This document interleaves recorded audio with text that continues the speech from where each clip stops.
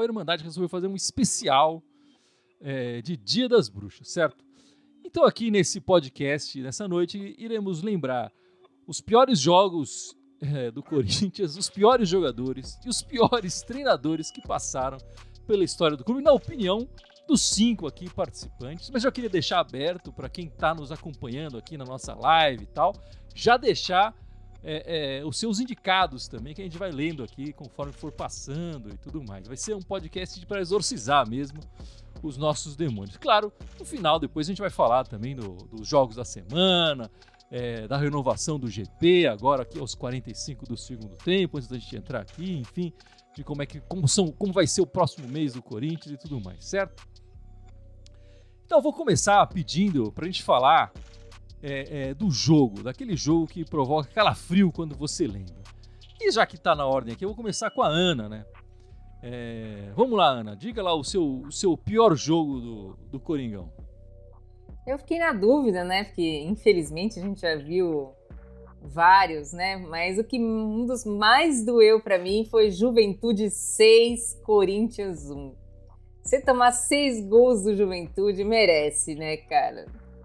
Jogo feio que você lembrou aí, Ana. Que ano que foi isso? Campeonato Brasileiro, 2003, né? Geninho tomou essa goleada. Né? Geninho caiu nesse jogo, obviamente, né? Ele ia cair nesse jogo, né? Mas, olha, foi uma das piores goleadas que eu já vi o Corinthians tomar, assim. E, infelizmente, eu fiquei na dúvida de outros jogos, mas esse pra mim foi o que mais doeu. E o jogo foi em São Paulo ou foi fora? Não, foi no Alfredo Jaconi, lá no Rio Grande do Sul. Mas não é justificativo você tomar 6, né? De maneira nenhuma. E vou deixar pra Ana escolher. Quem é o próximo, Ana? Vai falar o pior jogo da história. Vamos na sequência, aí vai o Ícaro. O meu pior jogo é a gente ter perdido pra porcada em 2000, o Marcelinho perdendo o último pênalti. Esse jogo me machucou demais. Puta, cara, eu chorei muito. E eu lembro que eu fiquei muito mal, porque, o Corinthians tinha um baita time em 2000. E eu falava, cara, esse ano a Libertadores vai ser nossa, não tem como. Eu tinha ganhado o Mundial. E o Marcelinho já tinha perdido 1 ou 2 pênaltis ali antes do jogo do Palmeiras. O Corinthians ganhou no primeiro jogo, o Corinthians perdeu no segundo. E pra mim ele ia reverter o jogo de 99. A vingança, né? Enfim, tudo de ter perdido e tudo mais. E aí o curioso é que senti que o Corinthians perdeu tendo um time... na minha opinião, o time do Corinthians era melhor do que o Palmeiras. Ter perdido por causa do Marcelinho, ter perdido o pênalti foi muito triste, cara. Esse é o meu jogo também, Carol, e assim, claro, o Marcelinho foi o último que deu o chute lá e perdeu nos pênaltis, né? Mas o Corinthians esteve classificado boa parte do jogo, né? O Corinthians entra, o empate era do Corinthians, sai perdendo, mas vira o jogo, né? Consegue virar, tava classificado lá, leva o empate, tava classificado ainda, e aí leva um gol, se não me engano, uma falha terrível ali do lateral Daniel, se não me engano. E aí vai para as penalidades, e aí o Dida também, que costuma catar pênaltis, né? Não cata nenhum penal nessa disputa, e a gente sai eliminado ali, mas eu também esperava que a gente fosse devolver lá, mas pra mim esse é um dos jogos que ainda me provoca calafrios. E você, Gibson, qual é o seu? Eu ia falar desse da Libertadores também, que esse machucou todo mundo, óbvio, claro, mas eu tava lembrando de outro aqui, que foi aquele jogo da Corinthians e Boca na Libertadores de 2013, do Amarília.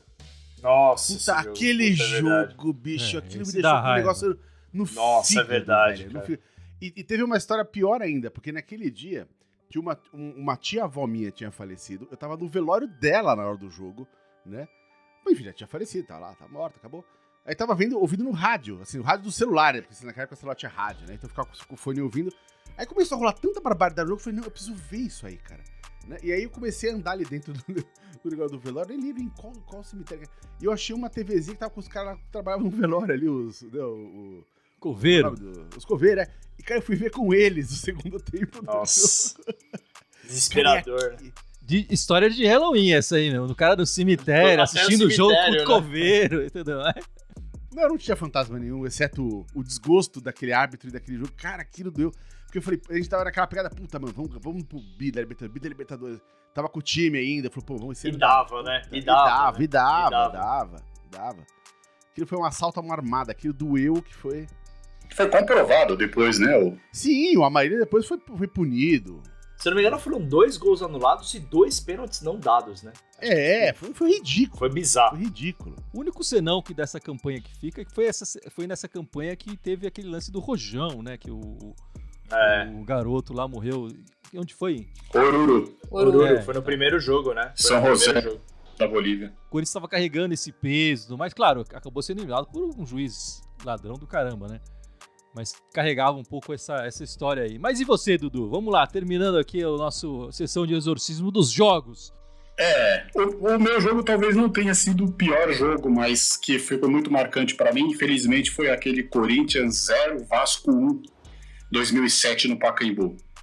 Aquele jogo lá, o Corinthians até jogou bem, não foi tão mal, perdeu o gol, se eu não me engano, o gol do Vasco desviou no cara, mas ali muita gente saiu, não, é só não perder pro Grêmio, mas ali eu senti a queda. Aquele jogo contra o Vasco não foi, acho que, o pior jogo que o Corinthians fez, porque nós não jogamos tão mal, mas eu pelo menos senti a queda naquele jogo. A queda veio contra o Grêmio, mas a queda, para mim, foi naquele jogo.